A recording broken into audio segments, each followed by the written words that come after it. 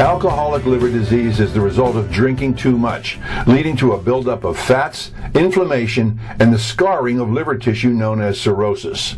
Alcoholic liver disease can be fatal, but it's possible for the liver to repair itself if you stop drinking soon enough. A condition known as alcoholic fatty liver disease is the earliest stage of alcohol-related liver damage. Once someone has been diagnosed with alcoholic fatty liver disease, they may be able to reverse it within 2 to 6 weeks. Symptoms of alcoholic fatty liver disease include these: a feeling of fullness in the middle or upper right side of the abdomen, abdominal pain, swelling of the abdomen and legs, a condition known as edema, yellowing of the skin and whites of the eyes, known as jaundice, loss of appetite or unplanned, unexpected weight loss, nausea, weakness, mental confusion.